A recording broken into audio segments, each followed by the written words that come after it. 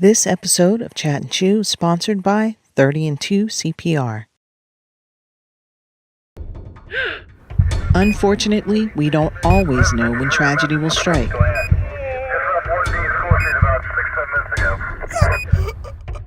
But when every second counts, isn't it good to know that 30 and 2 CPR is just one heartbeat away? Our qualified instructors are standing by to provide you and your staff with the training you need to meet emergencies head on.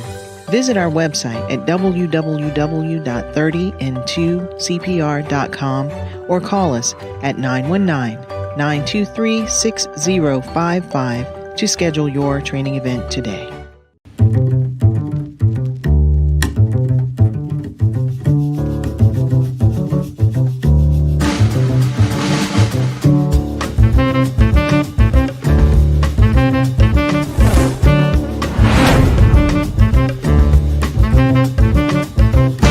Please make sure you follow us on Facebook, like and subscribe to our YouTube channel, and of course, hit the bell to activate notifications that will remind you when we're on.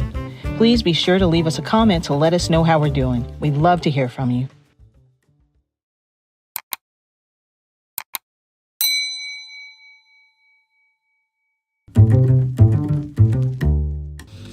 Greetings.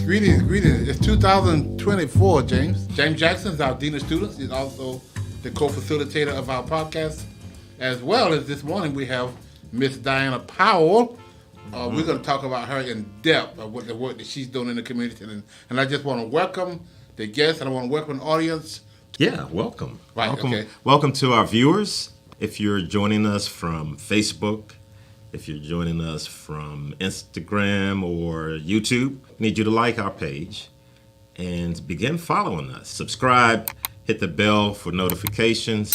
You'll be here with us when it's that time again. Thursday nights at 8 p.m. So set that time mark in your calendar, into your day, so that we can share our stories with you. Yes. But Glen, it's been a great year. Not such a beautiful year towards the end, but we pulled through. I had some personal tragedies. Yes. But I'm here. I'm glad to be here, and I'm glad to be back in the saddle, so to speak, with our podcast. Yeah, I'm so excited about what this year brings as far as our podcast and the guests that we're going to be inviting this year, and starting out with the one we have today. Right. Our new set, I'm sure they're going to probably put some pictures on our new set. It really looks good, look very professional, and I'm very excited because we're going to be doing a lot in this room. Yeah. We do podcasts, we do our classes, Zoom classes, as you know, and we're going to be doing a lot of roundtables. So Ms. Dan, I'm going to have you back. We're going to be doing a lot of stuff on this because we really want to get the word out about fatherlessness and all this other stuff in the community, and the work that she's doing in the community. So this is our first session of this type of Welcome to the World of Making a Difference. Yes. 2024. Let me interrupt you one moment. I'm happy that we have a heavy hitter with us. To kick this thing out right, yeah. Yes. And I created Welcome to the World of Making a Difference because I wanted to highlight and show people in the community, other people who are really, really doing the dirty work in the community and not often get any recognition because you are making a difference as well as others. And so just today I wanted to really kind of focus on Miss Powell and work that she's doing in the community and how we could be an assistant to her and how we can work together and how the community can work together and help her support what she's doing. So, Miss Diane, first of all, let's talk about Miss Diana Powell. Who is Diana Powell? Tell us about who you are. Well, first of all, I'd like to say thank you, both of you all, for allowing me this opportunity to come into this beautiful space. When I walked in, I was very surprised, and it's so needed. So yes, Diana Powell. I am born and raised. We're born and raised here in Raleigh, cool. North Okay. Carolina. I graduated from Millbrook Senior High School. Okay. I was the senior class vice president. I can see that. So kind of always been around that politics Right. arena, and I went to St. Augustine's College. Did I know that? Right. I don't think you knew that. I did not. When did you graduate? I did not know that. Alumnus. Yes, and then also I ended up working at St. Aug. Oh, wow. Yeah, and history and political science. Okay. I did not know that. Yeah. Wow. And so I love Raleigh. I love our community, and I love people. Yeah, that's evidence. Yes. Yeah. So tell us something that would surprise us about you. Something that would wow, that would surprise Yes. about me. I am a fighter. Oh, that ain't surprising. Like you jumped from an airplane. That I am shy. Oh no, I don't. Yeah. I don't. A lot of people say they don't, but I am. Really? I'm very shy. You're an introvert. Yes. Wow. Yeah. I would have not noticed that. Until the time it says you're on. And then you, all that, yeah. You flip Yep. it, yeah. Yeah. Okay. So yeah, I am an introvert, and Okay. just really learned that about myself a couple of years ago. Wow. As I was studying, How did you discover that? I just started reading. Okay.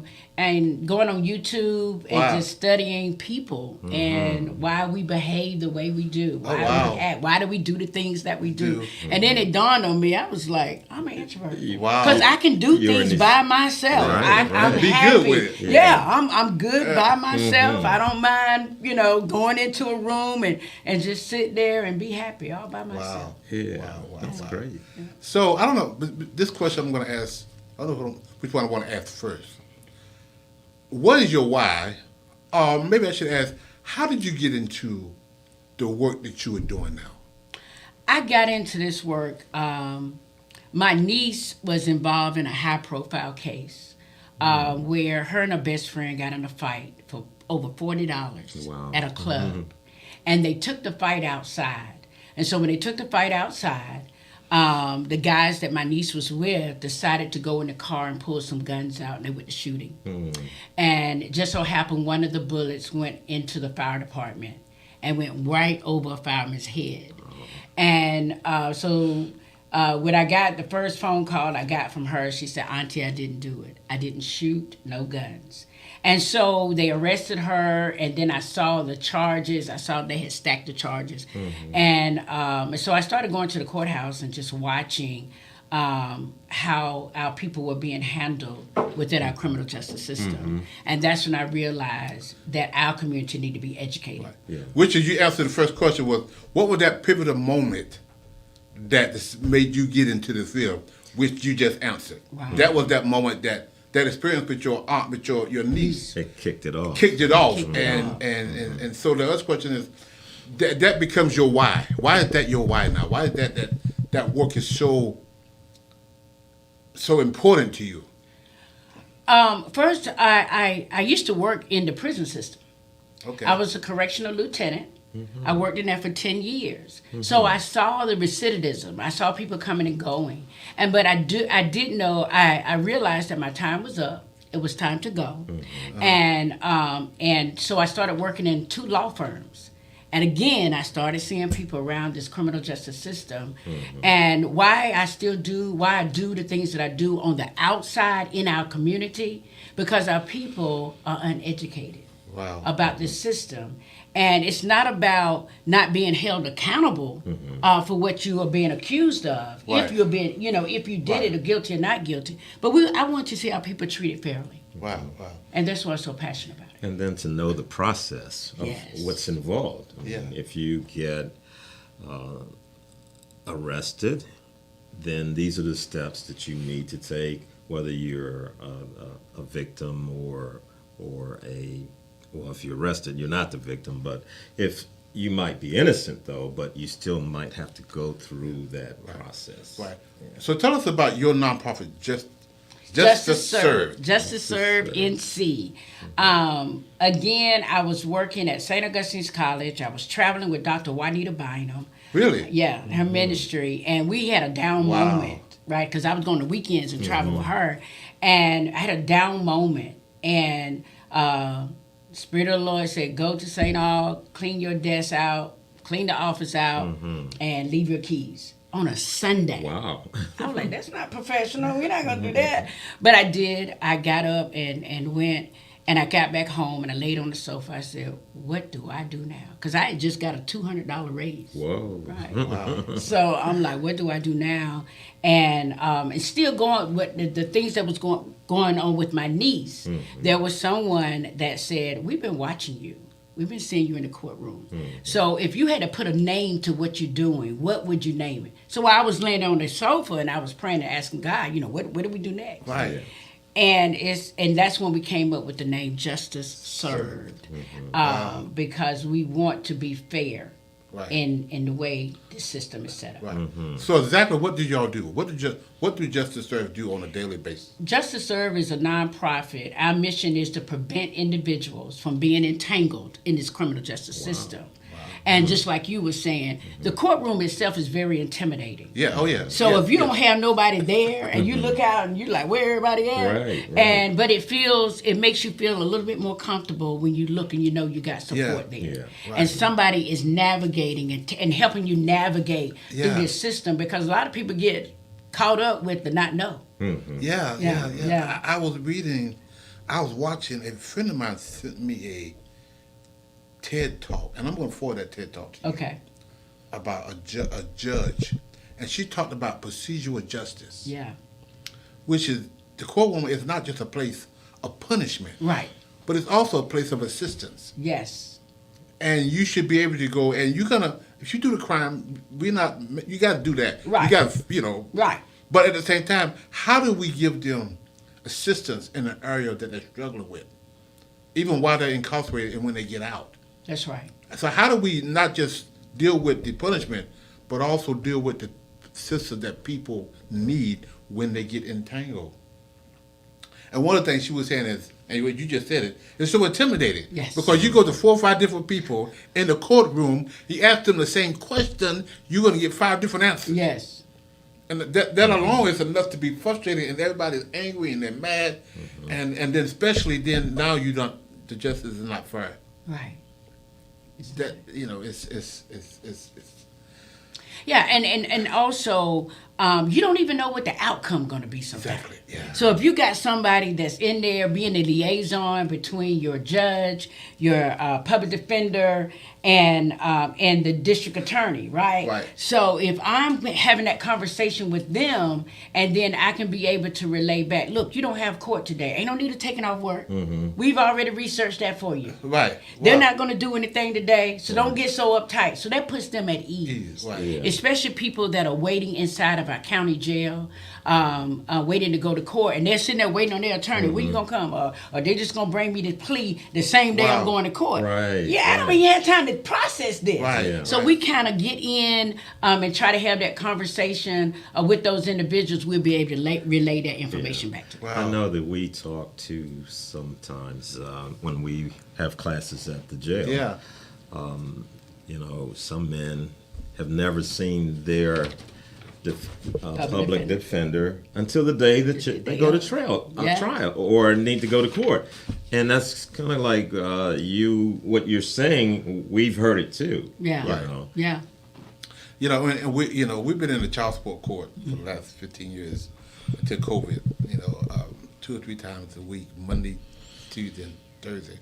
And just to watch people when they come into the courtroom and watch the judges, and watch the DAs, and watch the clients, and they intimidated, they scared, they fearful, and it's like the stress level is off the chain. Yes.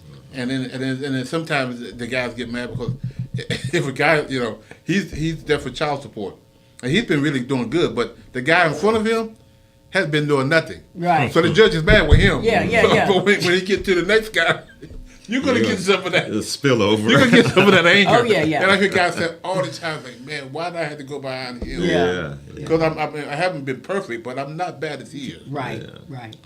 So, what are some of the challenges that you are seeing? Oh, let me ask you this question: what are some of the misconceptions about people that you are trying to help that the public have?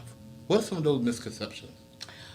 Well, first of all, in the community that I work with, especially around individuals that are been in gangs, Yes. and trying to come out of the gangs, and the system looks at them. No, they're gonna always be a criminal. Wow. Right, and so we're trying to let the system know people can change. Yes. You know, and so that is a preconception of who people are. Wow. They are human beings. People can change. Yeah. Believe it or not. But society, we don't see that. Yeah. We say you walk around and look like a gang member. You was a gang member. You're all gonna. Yeah. Oh wow. You know what? That is so. Yeah. But we've seen evidence that people change. Yes. Yeah.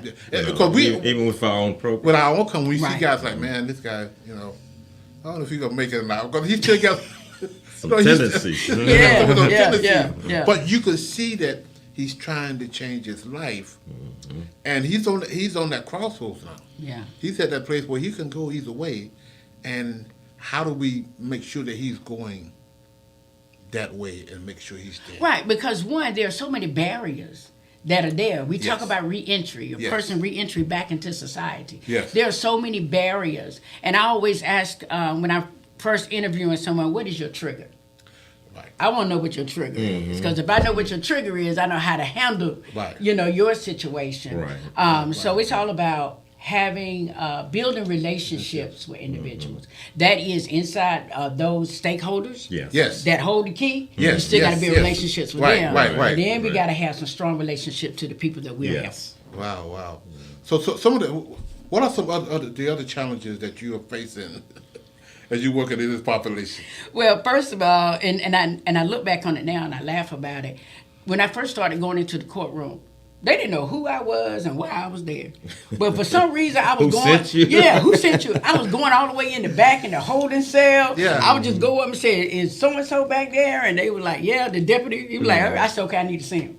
So they let me back there, and then somebody like, "Who is she? And why is she Why here? this black woman coming up Yeah. in here? They can't do that."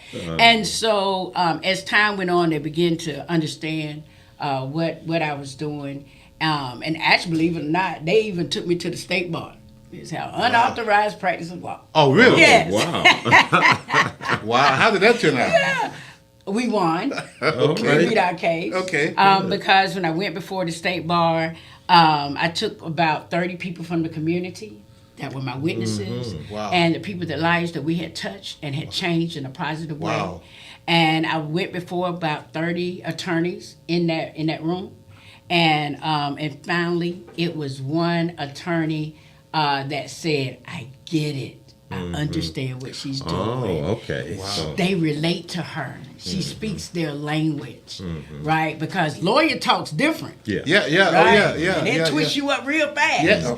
And so basically that's what it was. And they come back and they say, "Miss Powell, just continue to do what you do." Really? Judge Donald Stevens, which was the senior Yeah. chief judge, he gave me a motion that I would be able to continue to go in Man, and that educate is our so community. powerful.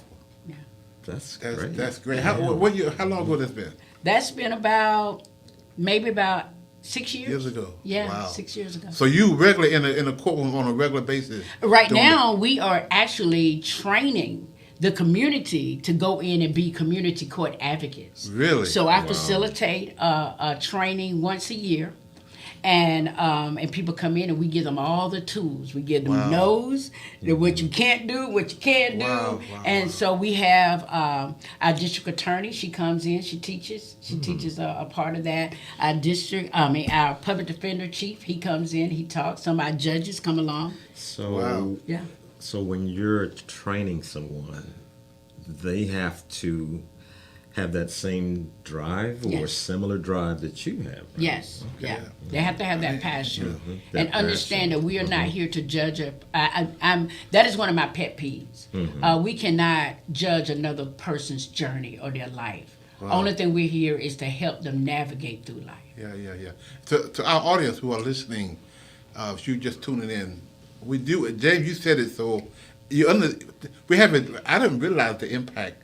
This is really a heavy hitter, y'all. Yes. I did not realize. I mean, I knew about some of the work that you was doing, but I didn't realize the impact and the struggle that you had to get to where you are now. Yeah. And not only that people who try to stop you are now the one that's pushing you into that Supporting because you. they understand. Yeah. They had a paradigm shift. Yes. Yes. When, Stephen Covey talks about paradigm shift. When your paradigm shift changes, your behavior changes. Right. The outcome changes. That's right. So you fundamentally change a paradigm shift about the Justice Department that you're not necessarily trying to be a lawyer. No. I'm just here helping these people out. I'm between that's a mediator. Yeah. Which is so powerful. It's so powerful. That people need. And I really thank you for the work that you're doing. It's amazing. And again, this welcome to the world of making a difference. Yeah. You in that Represents world. that. You Yeah. created you was the one that created that world. Yeah. And I personally want to say how thankful I am for you. What are some of your accomplishments? Or you think just named a few of them? What do you see this going? What do you see the justice system going in the next 20 years as it relates to fairness and people getting fair representation and all those kind of things? Well, definitely around our Second Chance Act bill Okay. that was passed in 2019 when we lobbied our legislators. We put over 1,000 people on Jones Street, and that bill got passed, Wow. 44 to Yes. 0. Yes. The Second Chance Act bill around expungements and driver's license and getting those released, because that's what changes people's lives. Say it's not a moment, it is a movement. We just can't just take the Second Chance Act bill and say, okay, we're satisfied, we got everything we need. No, it continues. Right. And one of the biggest things I'm so proud of is our expungement program that we did. We went on a 3-week campaign. We sat down with our district attorney, Judge Vince Rozier. Yeah, and yeah, it was good like, friend, yeah. well, we think we can do an expungement. I was like, okay, what that means, right? I said, it sounds good. Yeah. And they was like, so the district attorney, Lauren Freeman, she said, well, let me go back and do some more research, but I think we can do this in North Carolina. And we went over. She came back. She said, we can do this. Wow. And she said, but the only thing is, we can't reach the mass of people that you can. Right. Right. And so we went on a 3-week campaign. We pre-registered over 3,000 people.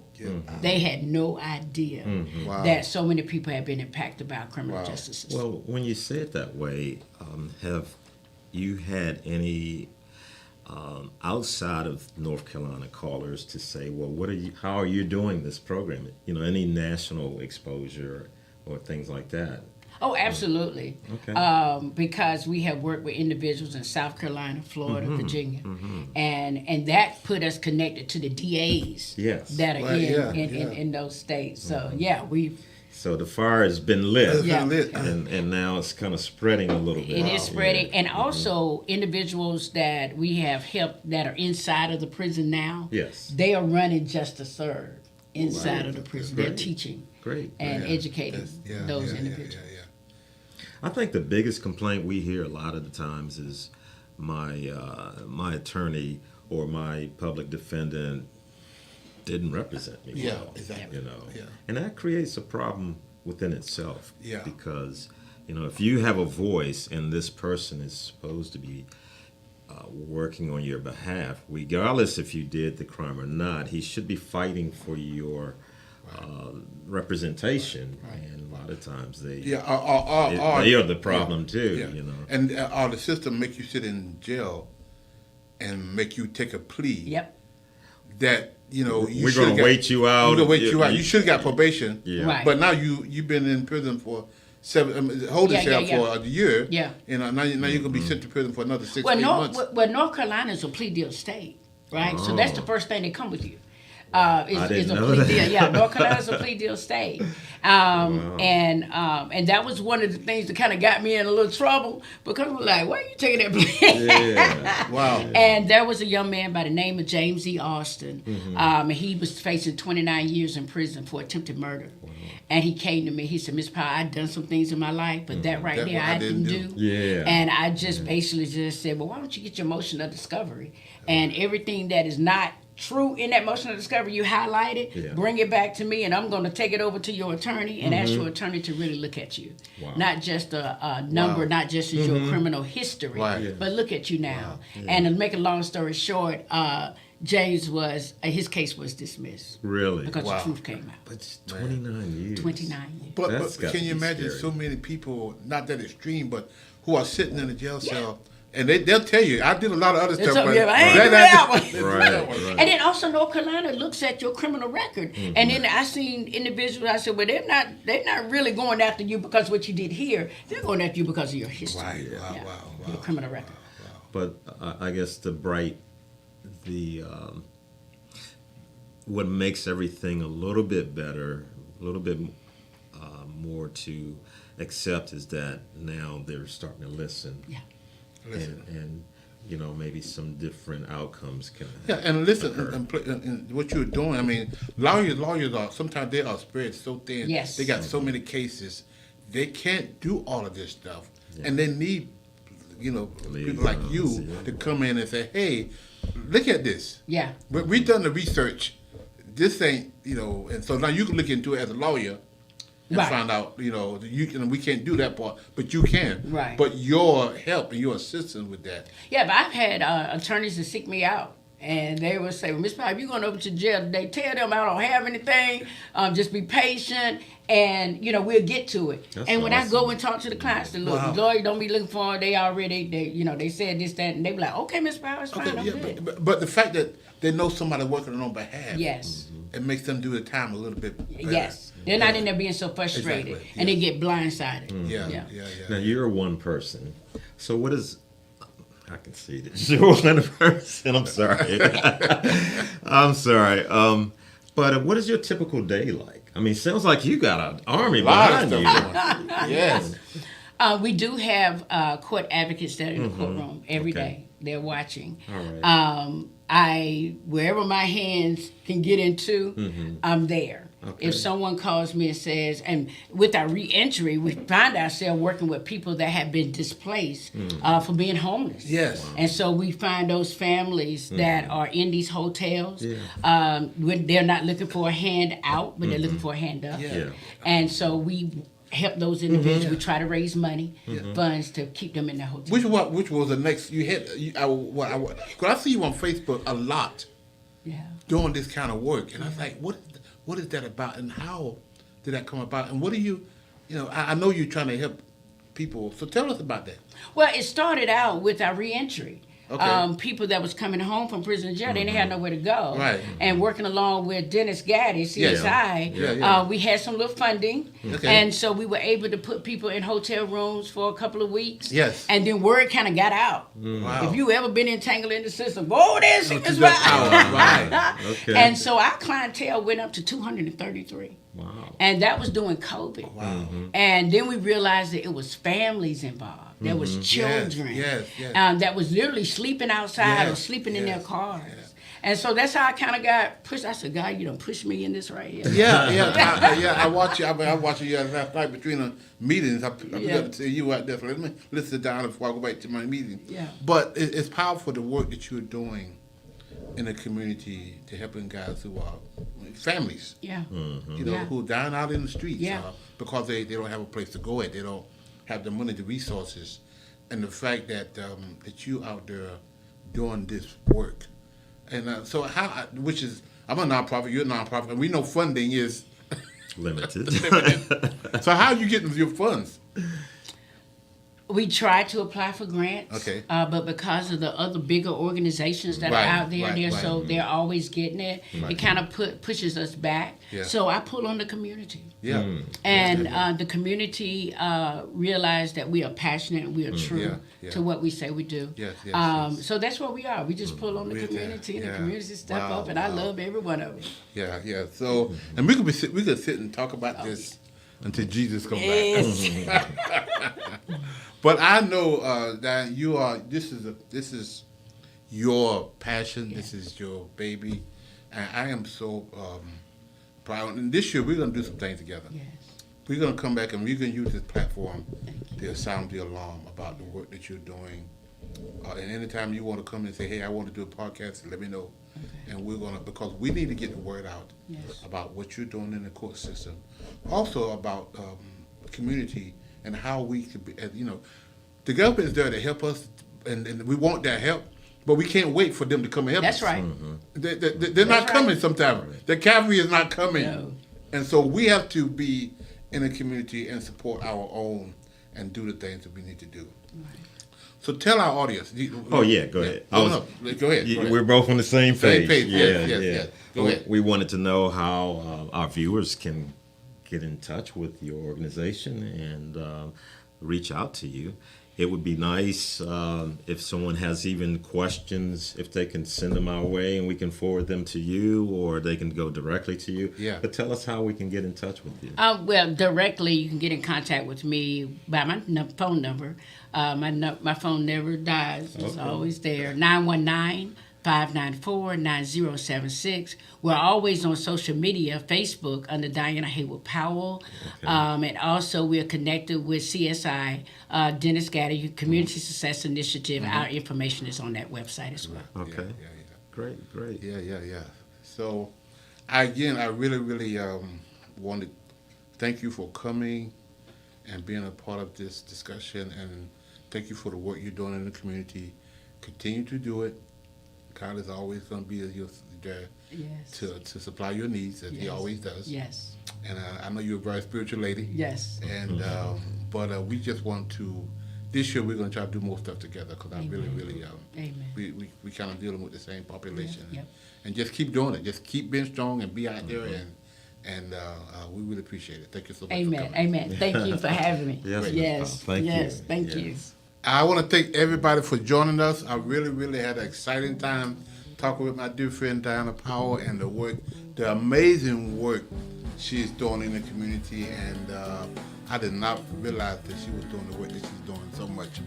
And again, she's one of the reasons why we created Welcome to the World of Making a Difference. So thank you for joining us. And until next time, have a good day. Here's 3 ways you can support our Dads at a Distance initiative. Give a copy to a family member, our friend. Donate monthly, a book monthly, 5 books monthly, how many books you want to do monthly donation. Reverse book signing, your church, your business. You can make a donation go to our website at www.afatherforever.com and go to our PayPal at Fathers Forever. Our Cash App is $Fathers Forever. Make your donation today. Please include in the note section, include DAAD. Again, include in the note section DAAD.